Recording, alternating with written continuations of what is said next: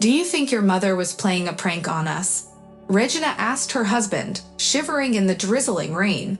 The train arrived 20 minutes ago. Stepan replied, trying to ease her worry. Even my mother wouldn't go to such lengths for a cruel joke, Carrot Top. The previous night, the Tokarovs had received a message from Stepan's mother. I'm coming tomorrow morning.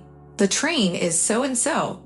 Alla Igorevna was not one to use unnecessary words, and this information instantly made Regina feel despondent. Why is she coming? Stepan questioned with concern. What happened? The car number doesn't even match the car number indicated. Stepan made several attempts to call his mother, but all were in vain. Regina looked at him with a sad smile and said, It's no use, Stepan. You know she avoids confrontations. She once said she can't stand arguing with her throat on the whole wagon, and she knows you would call her back right away. It wouldn't be a good idea to explain the situation in front of your compartment mates. The next morning, the rain fell heavily. In the rush, none of them had thought to bring an umbrella. The train had already arrived, and for 10 minutes, the Tokarovs hurriedly searched from carriage to carriage, hoping to find a familiar face in the bustling crowd. Gradually, the crowd dispersed from the platform, leaving behind a cart filled with colorful suitcases.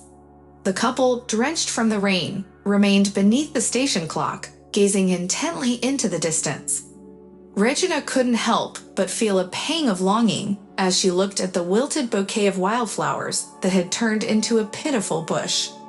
Carrot Top, I think that's her, Stepan exclaimed, pointing towards a woman with a large bag and a suitcase on wheels emerging from a distant carriage.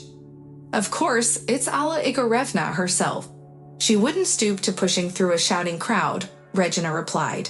Stepan hurried to meet his mother, greeting her with a kiss and taking her luggage.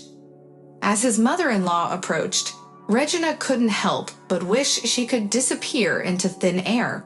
After all, she was an attractive woman, tall, well-groomed, and tastefully dressed, but there was an air of arrogance that emanated from her stern face.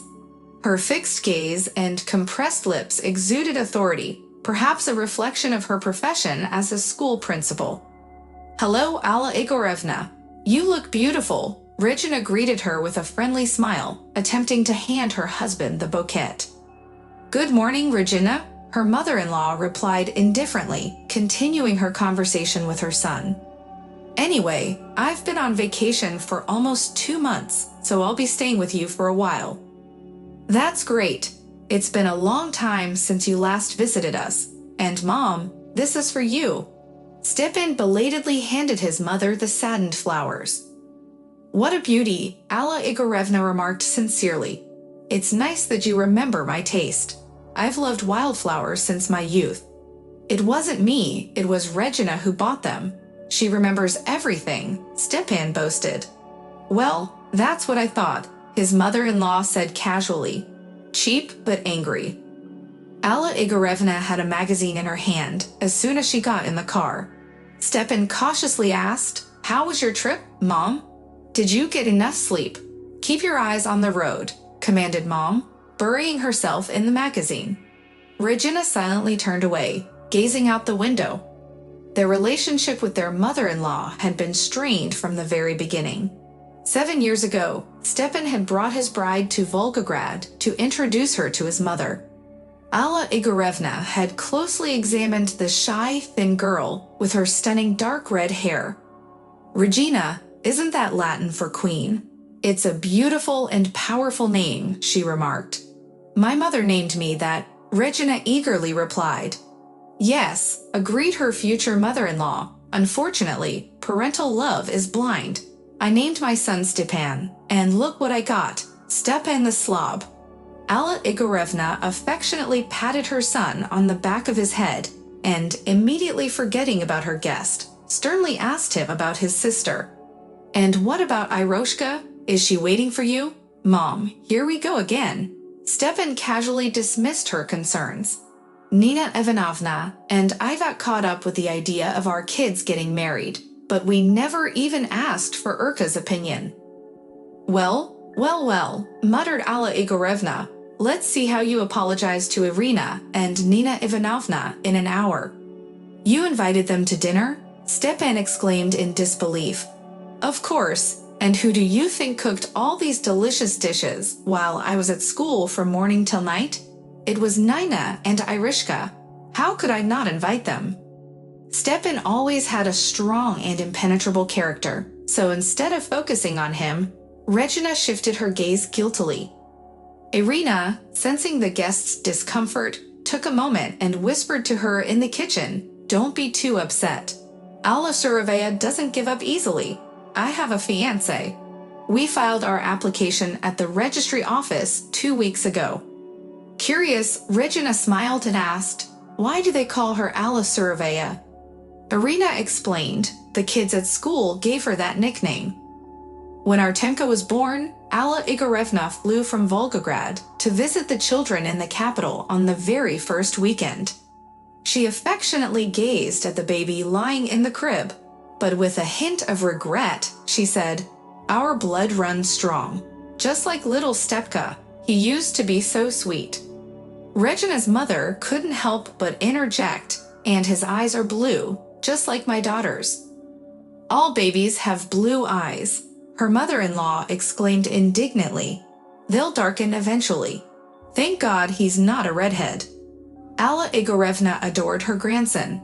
For 2 consecutive summers, she took him to Volgograd for a couple of weeks, sending gifts through a familiar conductor. However, Regina, as her daughter-in-law, still didn't feel fully accepted as a member of the family. Fortunately, the distance between the 2 cities provided some relief for the poor woman. 5-year-old Artemka was the only one in the family who wholeheartedly rejoiced at his grandmother's arrival. He eagerly showed off his toys and proudly displayed his branded sneakers to his parents. Regina, on the other hand, felt a sense of dread as her mother-in-law entered the house. It seemed that Alla Surovaya's visit only brought criticism and judgment. Within a couple of days, Regina's self-esteem plummeted as she realized her inadequacies in cleaning, dressing, parenting, and cooking. Her mother-in-law skillfully made remarks that left Regina feeling inadequate and incapable. It didn't help that Alla Surovaya also demonstrated how everything could be done better through her own actions. During the weekdays when Regina was alone, Alla Igorevna didn't sit idle. Regina's apartment had never looked so clean, with linens so blindingly white that they seemed to have been washed in a magical machine. "Alla Igorevna, thank you so much for your help. The chaos at the editorial office is overwhelming, and I barely have time for anything else." Regina sincerely thanked her mother-in-law, only to be met with a sharp remark. "You're welcome. I can't stand by and watch my grandson suffocate in this dusty environment," Alla Igorevna responded. Regina, possessing remarkable patience, refrained from responding to the mockery for a long time. However, there came a day when she snapped. During dinner, Alla Igorevna meticulously picked apart Regina's specialty cake, regarded as Regina's pride and joy. After carefully tasting a small piece, she commented, "The biscuit, of course, isn't light and airy, and the cream is a bit heavy, but overall, it's edible." That evening, in the privacy of their bedroom, Regina threw a silent tantrum towards her husband. Unable to contain herself, she returned to the kitchen where her mother-in-law was engrossed in playing solitaire. "Hey, Alla Igorevna, if you're not happy with how I feed your son and grandson, why don't you cook for yourself?" suggested the daughter-in-law. Her mother-in-law calmly responded, "Do you want me to do all the housework?" "Well, why not? I'll take care of the laundry and cleaning, and you can handle cooking. Let's switch roles." The daughter-in-law didn't back down. "Sure, no problem," agreed Alla Surovaya without hesitation. Later that night, as they lay in bed, the husband let out a bitter sigh. "You shouldn't have started all this, Carrot Top. Now me and Temka will go hungry. Mother was at school all day and never learned how to cook. Nina Ivanovna always cooked for us. She raised Urka on her own with limited resources, so we paid her to cook. Everyone was happy. You really shouldn't have done this, Carrot Top. It's all right, you just have to be patient for a couple of days. Regina tried to suppress her triumphant tone. Perhaps her mother-in-law had fallen into her own trap. She knew it wasn't nice to gloat, but sometimes there should be a celebration on Regina Street. The next day, when Regina returned from work, she could smell the delicious aromas coming from the kitchen. Her men were already seated at the table, which was set for dinner. Her mother-in-law, wearing a funny apron, was busily preparing the meal. Regina, we were waiting for you. Wash your hands and come to the table. I apologize for the lack of fancy decorations. I'm not a chef after all. Alla Igorevna waved her hands. The chops were tender and browned, accompanied by potatoes cooked in a unique way. The salad appeared to be a regular assortment of fresh vegetables, but the dressing was so exquisite and flavorful that it sparked envy in Regina. She glanced at her husband reproachfully, and he responded with a confused shrug. Mammy, the food is delicious. When did you learn to cook like this? Stepan asked. You know, Stepan, his mother replied with a sad smile. When you live alone, you have to find a hobby to avoid boredom. Her son had always loved Regina's cheesecakes, but they paled in comparison to Alla Igorevna's masterpieces. Golden, plum circles with raisins and candied fruits, topped with vanilla sauce. Regina's mouth watered at the thought. Grandma, these look like little suns, Artemka exclaimed excitedly. Grandma, will you make them for me now? Hooray! The mother-in-law smirked at her daughter-in-law, feeling victorious. All right, I'll make them now. But I have one condition. No more breakfasts for me. I want to at least get some sleep during our vacation. Having a mother-in-law in their home proved to be beneficial. Regina no longer had to rush around the kitchen or drag a half-asleep Artemka to the garden. Previously, her son had struggled with reading, knowing all the letters by heart, but struggling to string them into words. However, thanks to Alla Igorevna's teaching, he quickly grasped reading. Regina still didn't know the magic behind her grandmother's methods, but suddenly, Artemka started cleaning up his toys with a sense of importance and neatly folding his clothes on a small chair. Even the mischievous cat, Bantik, stopped clawing at the wallpaper and avoided accidents outside the litter box overnight. Then it was Stepan's turn. One evening, after we finished dinner, my husband leisurely stood up, stretching in contentment. Thank you, Mammy, for a delicious meal, he expressed his gratitude. Are you going to your favorite spot on the couch? My mother-in-law innocently inquired, sipping her tea. Don't you want to spend some time with your son? Or help Regina with the dishes? Not today. Stepan sighed heavily, showing his weariness. I'm really exhausted. I've been working hard, Mom. Is that so? Alla Igorevna shook her index finger in front of her bewildered son. Let me tell you a little secret. You're not the only man in the world who works. Other men somehow manage to find time to take care of their children and help out around the house. When you were young, I was at school from morning till night too. But every spare moment I had, I spent it with you. Every single one. Stepan took offense, urging his mother to calm down. Mom, Red doesn't like it when I involve myself in household chores. Really? My mother-in-law raised an eyebrow in astonishment. Red has already transformed into Cinderella, and you haven't even noticed. If you can't help, then at least don't make a mess like your lazy cat Bantik. Can't you avoid leaving your dirty socks all over the house? Your grandfather, my daddy, never once let his wife wash his socks. He was considerate, you know. Stepan remained silent in shame before bursting into laughter. Ladies, starting tomorrow, none of you will ever see a single one of my socks again. By the way, I'll go take out the garbage, he said. In the kitchen, when the women were alone, Alla Igorevna let out a sigh. When you're young, you make so many mistakes. All this time, I feared that Stepke would become a mama's boy. I wanted him to grow into a real man. I may have gone overboard. He turned out to be clueless, showing no respect for women's labor. You're a feminist, Regina smiled. No, I'm a realist, Alla Igorevna replied. Stepan is a wonderful guy with many virtues. I love him deeply, but I have to admit that he lacks certain qualities, and both of you are far from being perfect wives. The pattern continued. Regina was willing to communicate and be friends, but Alla Igorevna always built an invisible yet unbreakable wall between them. One morning, Regina realized that she had left her car keys in the parking lot. She called the editorial office to inform them that she would be a little late. You don't have to come today at all, the editor-in-chief kindly permitted. It's better to finish the article calmly and hand it in tomorrow. Thank you, Regina exclaimed happily. I will start working right away.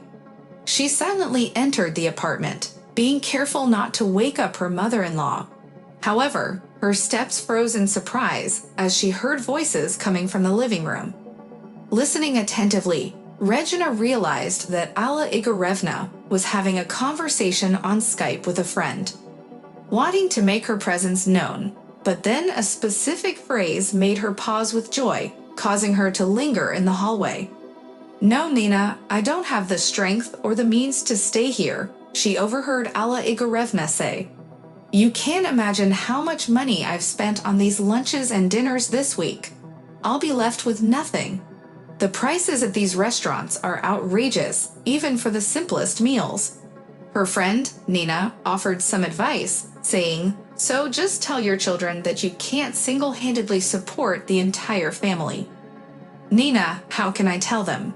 Alla Igorevna replied. On Monday, Stipa and Regina completely filled the fridge. Why would I spend money when there's so much food at home? Nina questioned why the argument even started in the first place, commenting, why do you always have to show your strength?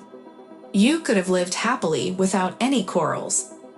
Do you think I should have admitted to that redhead that I can't cook at my age? Alla Igorevna lamented, he won't wait for me. I remembered that there's a nearby restaurant with delicious home-cooked meals, and I thought it would be nice. Now I'm trapped and I have no idea how to get out of this situation. The weekend is approaching and I can't possibly order food from the restaurant in front of the children. No, I'll just return home in shame. Thankfully, our dragonfly hasn't checked the freezer all week. The food is untouched. Regina's cheeks flushed with indignation upon hearing the derogatory nickname. Determined, she stepped into the living room and confronted her mother-in-law, saying, and you teach your grandson that lying is wrong, Alla Igorevna. Look at yourself, a grown woman. Regina observed her mother-in-law's pale face as she quickly got up from her chair, clearly taken aback by her presence. You were eavesdropping. Regina shouted triumphantly. Yes, I was eavesdropping, and now the dragonfly hopper will finally check the freezer. The daughter-in-law rushed into the kitchen, followed by Alla Igorevna. Regina opened the refrigerator. Indeed, all the food was intact. Why did you come up with this idiotic game? We'll repay you the money, don't worry. The young woman choked on tears. Did you want to humiliate me so badly? Why? What did I ever do to you? Why did you hate me from the very beginning? I have never insulted you, snapped at you, or turned Stepa or Artemka against you. Why? Because people like you destroy everything around you, mother-in-law blurted out suddenly. You take away what is most precious, what is most beloved. Just like that. Not because you need it, but just like that. Who are you referring to as you? Regina asked in amazement. Who are you talking about? Red-headed profiteers like you. One of them stole my husband, Stepka's father. The other one stole my son. When I saw you, I nearly lost my breath. You even have the same red hair. I wondered if you were that woman's daughter. Thank God, you're not. Are you serious? Regina couldn't believe her ears. You've been seeking revenge on me for 7 years because of something you suffered 100 years ago. He was the only man I ever loved, mother-in-law screamed at her. Well, what does that have to do with me? Regina yelled back, releasing all the pain and resentment she had bottled up. What does it have to do with me? Alla Igorevna turned around and hurriedly made her way to her room. Her daughter-in-law followed closely behind. Catching her breath for a moment, she watched as her mother-in-law packed clothes and cosmetics into her suitcase before continuing with even more determination. "Mom, where are you going?" Regina ranted, her words firing out like bullets. "You're leaving? You won't even say goodbye to your son and grandson? Are you not going to tell them about the mischief the storyteller caused? Where are you going, Mom? This love story of yours is ancient history. You have a grandson now, and yet you still can't forget. You've been tormenting me for 7 years because of this nonsense, and now you're running away." "He was the only man I loved," Alla replied quietly, tears streaming down her face. Regina immediately faltered, struck by her mother-in-law's tears. "Why are you crying? You built this wall yourself, Alla Igorevna," she said, her heart suddenly filled with pity. For the first time, she saw her mother-in-law not as an unyielding figure, but as a vulnerable woman who longed for love and protection. "Let's talk calmly. So where are you going?" "Artemka and Stepa will be devastated. I've always had a genuine fondness for you. Deep down, I was sincerely ready to be friends and love you, but I just couldn't break through that barrier." Alla Igorevna silently closed her suitcase and began to move towards the exit. However, Regina stepped in her way, grabbing the suitcase from her hands. "Alla Igorevna, please excuse me. Let's have a civilized conversation for once," Regina pleaded. "Let go, Regina," the mother-in-law snapped, snatching the suitcase back. "Give me that junk," the daughter-in-law retaliated, grabbing the suitcase and forcefully throwing it to the floor. It crashed into the nightstand, causing a beautiful statuette to shatter into pieces. Breathing heavily, both the mother-in-law and daughter-in-law stared at the shattered fragments in silence. Then Alla Igorevna exclaimed, "Goal!" Both women burst into laughter, releasing the burden of their grievances. They sat on the bed, laughing, crying, apologizing, embracing, and seeking forgiveness. After an hour, Alla Igorevna dried her teary eyes with a handkerchief. "Artenka asked me to make cheesecakes today, but how can I do it now? I have no idea," she expressed her concern. Regina reassured her, "That's all right. We have plenty of time until tonight, and I can teach you. I just need to buy some candied fruit." She smiled warmly, offering her assistance.